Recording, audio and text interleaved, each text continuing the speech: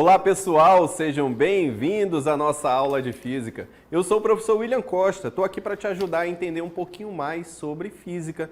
E o que é que nós vamos estudar hoje? Olha só, nós estamos na aula de número 14, o objeto de conhecimento, teorias relacionadas à vida, modelos explicativos da matéria, história e filosofia da ciência, natureza da ciência, aspectos culturais, sociais, econômicos e políticos. O detalhamento, teorias científicas aceitas atualmente, o modelo do Big Bang. Bom, hoje nós vamos estudar o Big Bang, nós vamos ver como o universo surgiu. Tá curioso? Vem com a gente!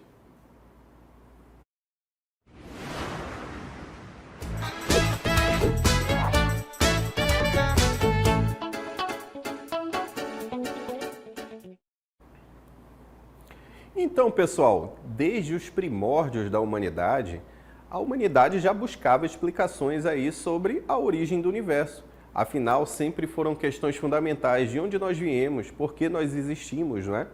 E muito foi feito para se explicar de onde surgiu o nosso universo. Claro que lá na Grécia, o universo era entendido só como aquilo que era eterno e imutável e o que se podia naquela época observar, não é? Então, o grego olhava para o céu, ele via assim, nós temos estrelas, elas são imutáveis, esse universo é eterno, as estrelas sempre brilham, existem algumas estrelas que fazem um caminho um pouquinho errante no céu, que eles chamaram de planetas, e assim houve uma tentativa de se explicar a origem do universo. Várias teorias surgiram em várias culturas também, não só nos gregos, que é comum da cultura ocidental, né? Mas a cosmogonia indígena trata de algumas teorias de como eles entendem que o universo surgiu. A cosmogonia africana também diz como criou uma teoria para como o universo surgiu. E o cristianismo também criou uma teoria, as religiões, o islamismo e tudo mais, todas tiveram essa tentativa de explicar de onde surgiu o universo e de onde o homem surgiu. E aí é que entra também a ciência, não é? A ciência também busca explicar como o universo surgiu.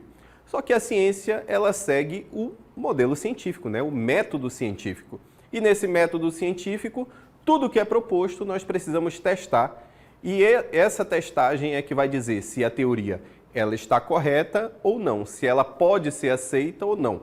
Claro, nem todas as teorias estão completamente perfeitas, completamente fechadas. Até porque nós estudamos aqui a física clássica ao longo dessas aulas. E na física clássica, o que nós vimos? Que na física clássica chegou uma época ali no fim do século XIX que os cientistas estavam dizendo: opa, tudo que se tinha para se explicar foi explicado. Agora nós só vamos colher os resultados dessas teorias, colher as implicações dessas teorias. Só que a natureza, ela surpreendeu com alguns fenômenos que não tinham explicação. Um desses fenômenos era exatamente a questão de como a luz ela foi explicada ali por um cara chamado James Clerk Maxwell, que ele fez umas teorias sobre a luz. Aí ele resumiu toda a teoria em 4 equações e ele disse qual era a real natureza da luz, que era a natureza de uma onda eletromagnética. Só que o que aconteceu ali? Nós tivemos alguns problemas. Por quê? Porque na teoria de Newton, ela servia para qualquer observador. Se esse observador tivesse parado ou em movimento, nós tínhamos ali os mesmos resultados para esses 2 observadores. Mas na teoria de Maxwell, nós já tínhamos ali uns problemas. Por quê? Para um observador em movimento, não necessariamente nós teríamos o mesmo resultado. E aí surgiu, quem trouxe a explicação para esse fenômeno foi um cara que é um gênio, talvez o físico mais conhecido pela humanidade até hoje, que é o Albert Einstein. O Einstein publicou, em 1905, o seu primeiro artigo sobre a eletrodinâmica dos corpos. E aí é nesse artigo que ele traz uma nova teoria. Essa teoria era exatamente para explicar esse fenômeno.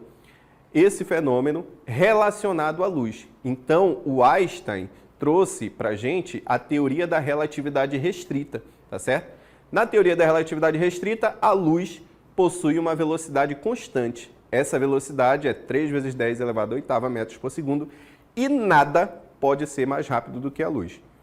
Só que os estudos do Einstein foram evoluindo. E em 1915, ele teve uma nova ideia, criou uma nova teoria, que é a teoria da gravitação do Einstein, que nós chamamos de teoria da relatividade geral. E essa teoria, ela se baseia num princípio, que é o princípio da equivalência. Olha só. O princípio da equivalência, nós temos aí, olha, a relatividade geral é baseada no princípio da equivalência. Esse princípio indica que, por meio de um experimento realizado localmente, não é possível afirmar se a aceleração sofrida por um corpo é decorrente da gravidade ou da aplicação de uma força externa de outra natureza, que não a gravitacional, já que seus efeitos serão similares.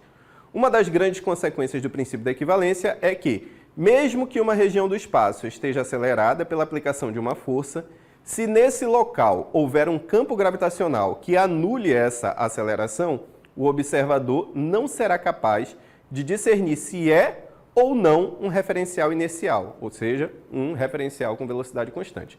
Então, vamos entender o que nós acabamos de verificar aqui. Olha. Imagine a seguinte situação. Vocês já viram aqueles filmes em que as pessoas estão lá na Estação Espacial Internacional? Parece que as pessoas estão flutuando, não é? Parece que elas estão flutuando, por quê? Pela ausência de gravidade, certo? Só que imagine o seguinte, você está lá num foguete, você está lá numa nave, na nave do conhecimento, você está lá no espaço sideral, você está flutuando, certo? Lá nessa situação, você não tem ideia da tridimensionalidade do universo. Então você está ali, se você ficar parado, ali dentro, né, com uma velocidade igual a zero, você vai ver que você vai permanecer no mesmo plano. O que esse princípio da equivalência vem lhe dizer? Imagina a seguinte situação, que essa nave, ela comece a acelerar para cima. Quando ela acelera para cima, com uma aceleração igual à aceleração da gravidade. Quando ela acelerar, você vai ficar grudado no chão. Se ela mantiver esse movimento acelerado, vai ser como se você estivesse experimentando a mesma gravidade que você experimenta aqui na superfície da Terra. Então, em um determinado experimento, digamos que a pessoa nem saiba que ela está lá dentro daquela nave, ela vai achar que ela está na superfície da Terra. Por quê? Porque a nave está acelerando com uma aceleração igual à aceleração da gravidade terrestre. Tá certo? Então, seu pezinho vai lá grudar no chão. Então, olha a situação. Nós temos dois sistemas que, analisados por dois observadores diferentes, que têm o mesmo resultado. Tá certo? Esse é o princípio da equivalência. E ele trouxe essa consequência que nós vimos aí. Tá certo? Outra coisa que a teoria da relatividade geral traz, para antes da gente adentrar ali na teoria do Big Bang, é o seguinte, é a explicação da gravidade. Newton, quando pensou na gravidade, nós aprendemos o seguinte, que a gravidade era uma força de atração entre os corpos que possuem massa, não é? Todo corpo que possui massa, nós temos uma força atrativa. Por exemplo, a Terra e o professor que vos fala aqui. Nós temos aqui uma força de atração gravitacional. Então, nós explicamos que, devido a uma ação à distância, nós temos aí uma força de atração que nós chamamos de gravidade, não é? Só que para Einstein, não era bem isso, tá certo? Einstein reformulou. A teoria de Newton está errada? Não, ela está correta quando nós temos corpos pequenos, tá certo? Ela explica uma gama de fenômenos, por exemplo, o movimento da Lua aqui em torno da Terra é explicado através da teoria de Newton, tá certo? Só que existiam alguns problemas que a teoria de Newton não conseguia explicar. Por exemplo, a órbita de Mercúrio. A órbita do planeta Mercúrio, a teoria de Newton não conseguia explicar. Por quê? Porque Einstein trouxe outro entendimento de que o universo ele é um tecido, vamos supor assim, vamos colocar assim, um tecido do espaço-tempo. Porque agora nós temos 4 coordenadas. O universo é quadridimensional. 3 coordenadas espaciais e uma coordenada temporal, que essa você não vê, você só vê as 3 coordenadas espaciais, certo? E aí o que é que Einstein entendeu? Quando nós colocamos corpos massivos sobre esse tecido do espaço-tempo, o que é que acontece? Ele curva o espaço-tempo. E quando ocorre a curvatura do espaço-tempo, é o que nós chamamos, na teoria da relatividade geral, de gravidade. Então a gravidade vai ser a curvatura do espaço-tempo. Olha só, a gravidade é a geometria do espaço-tempo, olha só. Einstein foi ainda mais longe, e conseguiu descrever, por meio da relatividade geral, o fenômeno da gravidade como uma alteração na geometria do espaço-tempo, uma curvatura em seu formato. Grandes massas são capazes de distorcer o espaço e, consequentemente, o tempo. Uma vez que a luz se propaga pelo espaço, sendo ele curvo, ela demorará tempos diferentes para observadores que se encontrem em regiões com diferentes acelerações gravitacionais. Professor, o que quer dizer isso? Quer dizer o seguinte, vamos supor que você possa ficar aqui na superfície da Terra e olhar o seu relógio.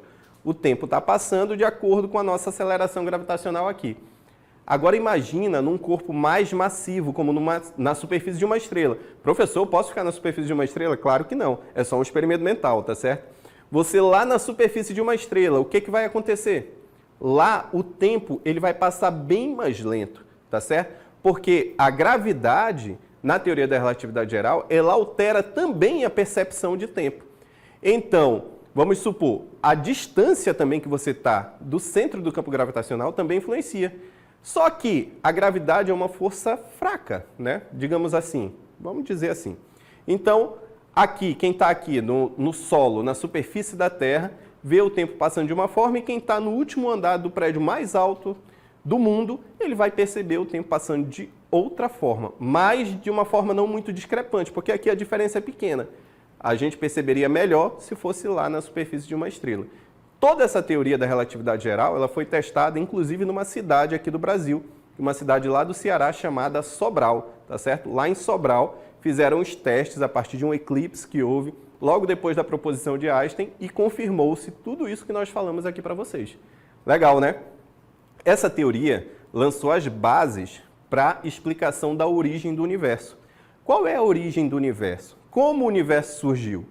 E aí nós vamos ver o histórico dessa teoria, que nós chamamos de Big Bang. Olha só. A teoria do Big Bang, sugerida pelo físico belga Georges Lemaitre, que ele era um padre, tá certo?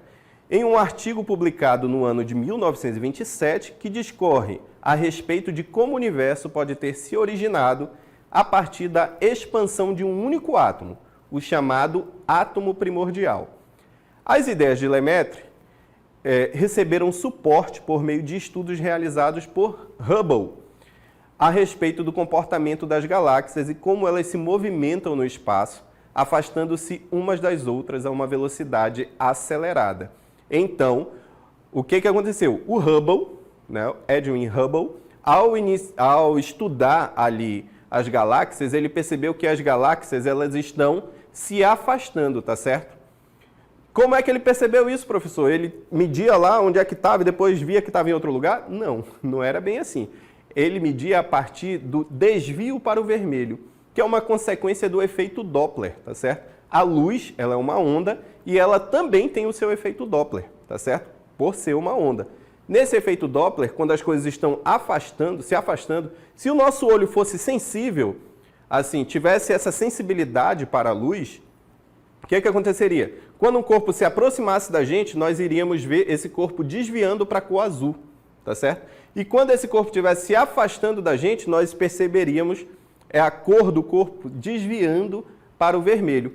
Só que o nosso olho não é sensível o suficiente para isso, porque envolvem outras ondas eletromagnéticas do espectro, tá certo? Então, a partir dessas observações, o Georges Lemaitre, ele propôs que se elas estão se afastando, então em algum momento elas estavam todas agrupadas num ponto, que ele chamou de átomo primordial. O nome Big Bang, por mais curioso que seja, para dar a ideia que houve uma grande explosão e o universo se expandiu, ele era uma piada, porque alguns cientistas não acreditavam na teoria do Big Bang, que hoje é a teoria mais aceita, e aí gerou-se uma grande piada dizendo, opa, houve uma grande explosão de um átomo e aí surgiu tudo isso, certo? Então, o nome Big Bang era uma piada, o nome da teoria original era Teoria do Átomo Primordial, que foi proposto aí pelo padre Georges Lemaitre, tá certo? E aí aconteceu o seguinte, com os estudos foram avançando e nós podemos observar a cronologia do nascimento do universo. Essa cronologia, gente, o que é a cronologia? Nós vamos ver a sequência de passos com que as coisas foram surgindo no universo, vamos colocar assim, tá certo? Então, a partir desses estudos, a partir de confirmações, nós conseguimos ir até o limite da constante de Planck, chamado assim em física, que é 10 elevado a menos 37 segundos. A partir dali a gente sabe o que aconteceu. O que veio antes, nós chamamos de singularidade, tá certo? Que é o que nós vamos ver agora, olha só. A singularidade, isso implicaria que no passado distante, elas estiveram bem mais próximas, tá certo? Então é o que nós estamos vendo aí, olha, como as galáxias se expandiram, houve um ponto que elas estavam todas agrupadas. Nesse ponto nós chamamos de singularidade, tá certo? E quando ocorreu isso? Há mais de 13,8 bilhões de anos, tá certo? Toda a matéria e energia do universo estavam comprimidas em um estado inicial de densidade e temperatura infinitas, um lugar onde as leis tradicionais da física não mais se aplicam, tá certo? Para definir tal estado, os cosmologistas emprestaram da matemática um conceito de indefinição chamado de singularidade. No caso, havia uma singularidade cosmológica primordial que começou a se expandir há 13,8 bilhões de anos.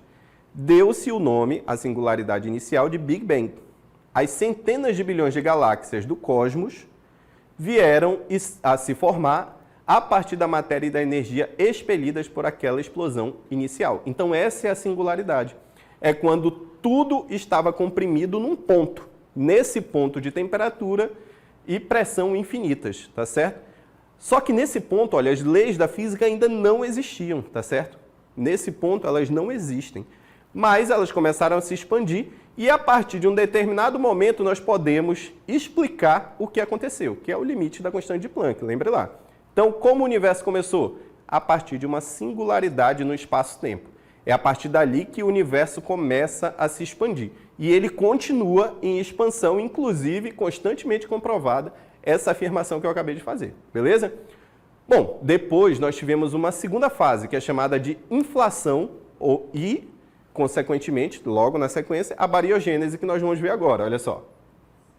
Inflação e bariogênese, as primeiras fases do Big Bang, estão sujeitas a muita especulação, ou seja, não tem aí uma teoria completamente aceita, tá certo? Nós vamos colocar aqui o que é mais aceito no universo aí dos cientistas, dos cosmólogos que estudam o Big Bang. Nos modelos mais comuns, o universo foi preenchido de forma homogênea e isotrópica, ou seja, a matéria se expandiu assim no espaço existente de maneira igual, tá certo? Com uma densidade de energia muito alta e grandes temperaturas e pressões, sendo que expandiu e arrefeceu muito rapidamente. Aproximadamente após 10 elevado a menos 37 segundos de expansão, uma transição de fase causou uma inflação cósmica, durante a qual o universo cresceu exponencialmente, quando as flutuações de densidade, de tempo, que ocorreram devido ao princípio da incerteza, que é um princípio da mecânica quântica, tá? Foram amplificadas nas sementes que mais tarde formariam a estrutura em larga escala do universo. Depois que a inflação parou, o reaquecimento ocorreu até que o universo obtivesse as temperaturas requeridas para a produção de um plasma de quarks e gluons, assim como de todas as outras partículas elementares. Então vem aqui comigo, olha. Então, o primeiro passo ali foi a inflação, tá certo? Na inflação a temperatura era muito alta, até que chegou um momento que a temperatura se estabilizou, de modo que eu consigo ter o surgimento das primeiras partículas elementares, que eram os quarks e gluons, tá certo? Esse é o primeiro ponto ali da inflação. Olha só o que aconteceu na sequência. As temperaturas eram tão elevadas que os movimentos aleatórios de partículas estavam a velocidades relativistas, ou seja, velocidades próximas à velocidade da luz. É isso que ele está dizendo aí, tá certo? E os pares de partícula e antipartícula de todos os tipos estavam sendo continuamente criados e destruídos em colisões. Então, o que acontece aí nessa situação? Olha só, o que foi criado? Quando se criava um quark, criava-se um antiquark. E o espaço, ele estava ainda sendo criado também. Não existia espaço fora desse espaço sendo criado, tá certo? Para o universo se expandir. O espaço é criado dentro do espaço. Olha que coisa interessante, né? Olha que raciocínio interessante. Porque o espaço e o tempo também estão se criando aí no Big Bang, tá certo? E as partículas, elas surgiam em pares, tá certo? Porque a energia sempre se conserva, a energia inicial era zero, não é? Digamos assim. E aí o que acontece? Elas foram criadas um quark e um antiquark. Quando essas duas partículas se chocavam, elas se destruíam, tá certo? Quando um quark encontra um antiquark, eles se aniquilam. Nós dizemos assim no modelo padrão, tá certo? E aí o que aconteceu na sequência? Porque a matéria existe, né? Você está vendo, nós estamos aqui, nós somos constituídos de matéria. A matéria existe, então nós precisamos dizer como é que os quarks e os antiquarks não se destruíram mais. Então, olha só. Em algum momento, uma reação conhecida, chamada de bariogênese, violou a conservação do número bariônico, levando a um excesso muito pequeno de quarks e leptons sobre antiquarks e antileptons, da ordem de uma parte em 30 milhões. Isto resultou na predominância da matéria sobre antimatéria do universo presente. Então, pessoal, o que aconteceu? Em algum momento, aconteceu a bariogênese. Houve um desequilíbrio do número bariônico.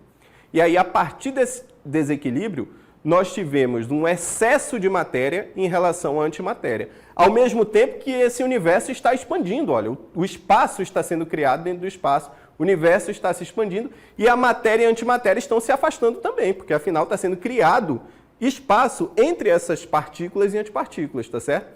Só que houve um desequilíbrio, né? E a matéria, ela estava predominando em relação à antimatéria. Está sentindo aí toda a emoção de criação do universo? É isso que aconteceu, olha. Nós não tínhamos nada, saímos de uma singularidade e agora nós temos partículas suficientes para a construção da matéria. Só que o que acontece? Quando o universo está expandindo, ele está gastando energia, não é?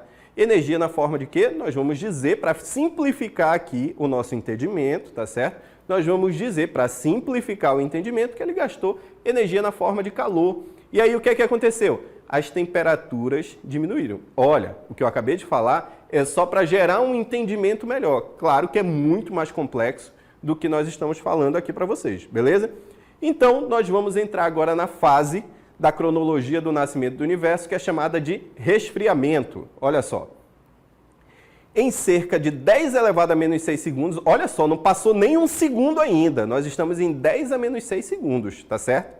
Da criação do universo, do átomo primordial que começou a se expandir. Então aí, olha, em cerca de 10 a menos 6 segundos, quarks e gluons combinam-se para formar os baryons, como prótons e nêutrons. Prótons e nêutrons são partículas classificadas como baryons, tá certo? O pequeno excesso de quarks sobre antiquarks levou a um pequeno excesso de baryons sobre antibáryons. A temperatura agora não era alta o suficiente para criar novos pares de prótons e antiprótons, similarmente aos nêutrons e antinêutrons. Assim, uma aniquilação em massa imediatamente seguiu-se. Em quem? Nos nêutrons e antinêutrons, tá certo? Deixando apenas 1 em 10 elevado a 10 dos prótons e nêutrons originais e nenhuma de suas antipartículas. Um processo similar ocorreu em cerca de 1 segundo. Olha só, quando passou 1 segundo, ocorreu a mesma coisa para os elétrons e os pósitrons, tá certo? Após essas aniquilações, os prótons, nêutrons e elétrons restantes não se moviam relativisticamente, ou seja, não se moviam com velocidades próximas à da luz. E a densidade de energia do universo era dominada por fótons, com uma contribuição menor de neutrinos. Então nós estamos vendo várias partículas aí. Agora o universo ele era dominado por fótons. O que são fótons? São as partículas de luz, tá certo? Os fótons são as partículas de luz. E esses fótons eles não possuem massa, tá certo? Então, aconteceu isso daí após 1 segundo, tá certo? Olha só, tudo isso que nós vimos, nós saímos lá de 10 a menos 37 segundos e agora que nós chegamos em 1 segundo. E o universo está se expandindo, não esqueça, entendeu? Está sendo criado espaço dentro de espaço e está sendo criado o tempo, não é? Nós estamos vendo o tempo passar para frente, tá certo? Porque na teoria da relatividade geral, existem soluções, como as soluções de Gödel, em que nós podemos voltar no tempo. Mas isso não é o tema da aula aqui. Vamos voltar a ver como o universo surgiu. Olha só.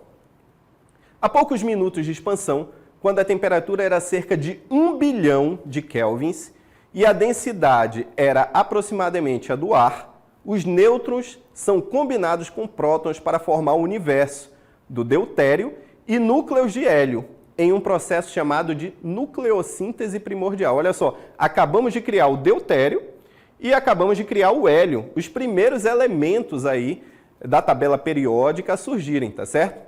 A maioria dos prótons permaneceram, né, não combinados como núcleos de hidrogênio.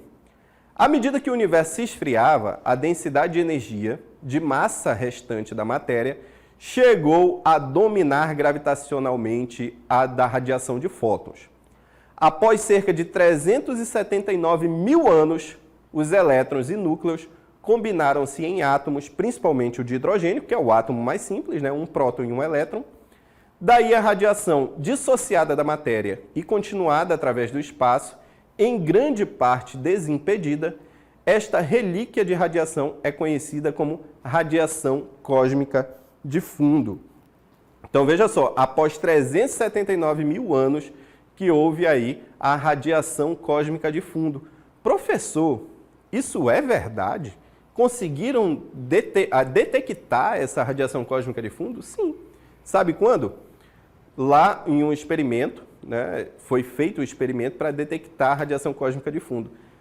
Algumas pessoas já experimentaram a sensação de radiação cósmica de fundo. Antigamente tinham aquelas televisões de tubo e você passava essa TV num botão que era girando, fazia pec, pec, pec. Quando você passava, você sentia, você conseguia captar a radiação cósmica de fundo, tá certo? Essa mudança de canal fazia com que a radiação cósmica de fundo ali estivesse, tá certo? E nós vamos agora para a última fase de formação do universo, que é a formação de estruturas. Afinal, a gente já tem um átomo de hidrogênio agora.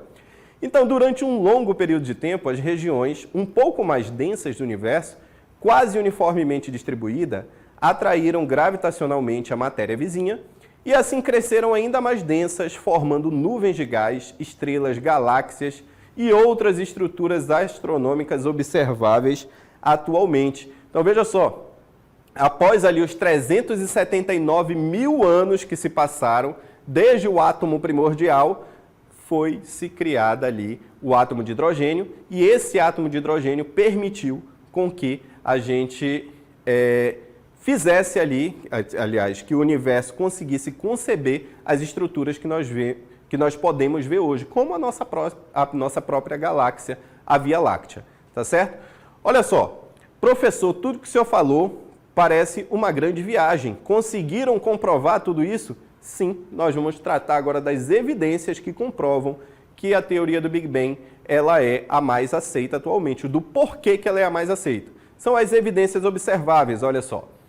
A principal delas diz respeito à comprovação da radiação emitida pela interação das partículas que formavam o universo pouco tempo após o início da expansão, que continua até os dias de hoje sendo transmitida pelo espaço. Então, esse é o primeiro ponto, o afastamento, né? Aliás, a radiação que é emitida. E agora nós temos aí o segundo ponto, olha, o afastamento das galáxias com relação ao planeta Terra, que é explicado pela lei de Hubble, formulada por Edwin Hubble. É utilizada como meio de comprovar a contínua expansão do universo, corroborando a teoria do Big Bang.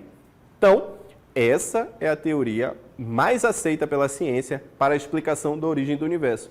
Tudo começou lá em 10 elevado a menos... Aliás, tudo começou lá no átomo primordial, né, na nossa singularidade, onde as leis da física ainda não existiam, e o universo começou a se expandir e a partir de 10 elevado a menos 37 segundos até os 379 mil anos, quando foi criada a primeira estrutura de átomo de hidrogênio, nós vimos toda a criação do universo, da matéria e da radiação existente hoje. E aí nós temos ainda mais de 13,8 bilhões de história do universo para estudar. Ficou curioso? Essa é a parte da física que é chamada de cosmologia, tá certo? A cosmologia, ela se dedica ao estudo da origem do universo. Os estudos continuam, porque essa teoria não é uma teoria fechada. Apesar das evidências que são observáveis, existem outras teorias. Por exemplo, existe uma teoria sobre o fim do universo. Se tudo está se expandindo, vai chegar um ponto que o universo não tem mais energia e ele vai comprimir tudo em um ponto. Essa teoria chamam de Big Crunch, tá certo? Uma grande implosão. Então, essa é uma teoria para o fim do universo, tá certo? Então, os estudos continuam e é missão de você, nosso estudante, contribuir com essas teorias, estudando ainda mais, se especializando, virando cosmólogos para poder explicar a origem do universo. Bom, pessoal, aqui eu me despeço de vocês, espero que vocês tenham entendido, tenham gostado dessa breve história do universo que nós fizemos hoje em formato de aula e nós nos encontramos numa próxima. Tchau, pessoal!